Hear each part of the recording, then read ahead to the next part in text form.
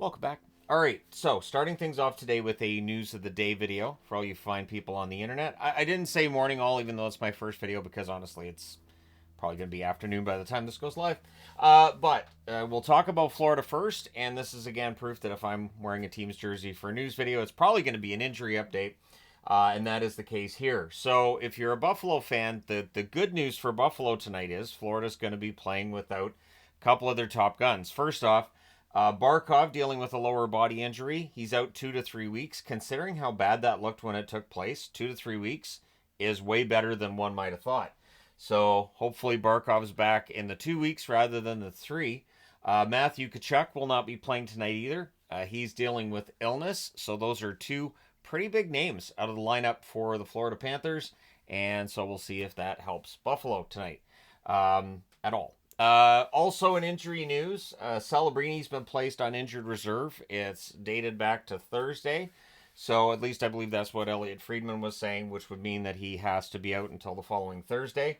So this does take some of the air out of the sails for me tonight watching the Ducks and the Sharks and wanting to watch the young guys against the young guys in that game. But it should still be fun. San Jose's also recalled Jack Thompson with placing Celebrini on the injured reserve. So hopefully for Celebrini it's not a big deal and he's good to go in a week, but we shall see.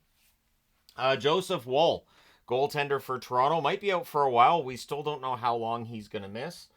He hasn't skated since the injury. So it definitely sounds like this injury is not just a day-to-day, and he could be out for a while. The good news being that Stolarz and Hildeby, the early returns on both, have been good. So we'll see how things go for Toronto tonight. But yeah, things have been good. Speaking of that game tonight, they're against Pittsburgh. Pittsburgh starting Bloomquist again. Bloomquist looked good in his first game, so they're going to give him another shot against Toronto. So we'll see when Jari gets the net back. But at this point, Bloomquist gets another start. And we'll see how things go for Pittsburgh tonight against Toronto. And as I said in the preview, these games are always very entertaining between Pittsburgh and Toronto. Tyler Myers, injured last night. I haven't seen an update on the timeline. It definitely looked bad. Vancouver has some options for who they can call up.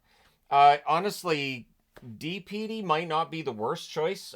He played pretty well last night for Abbotsford, and they definitely have some options in Abbotsford that they can call up.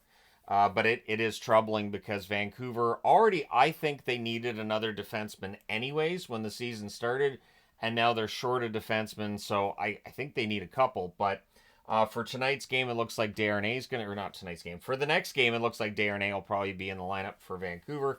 He was a healthy scratch last night, which was a whole thing too.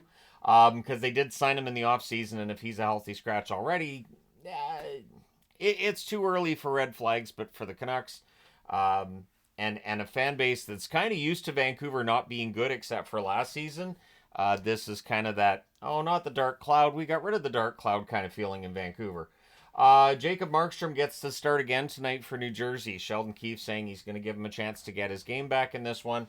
Markstrom's last game, the numbers weren't fantastic, so we'll see how things go tonight for the New Jersey Devils and Jacob Markstrom, who, of course, they got from Calgary in the offseason with the idea of fixing the goaltending. And if Markstrom has a rough year in New Jersey, that could make for a rough year for the Devils in general because they're putting a lot of stock into the revamped blue line and goaltending this season in terms of them being able to get back to the playoffs.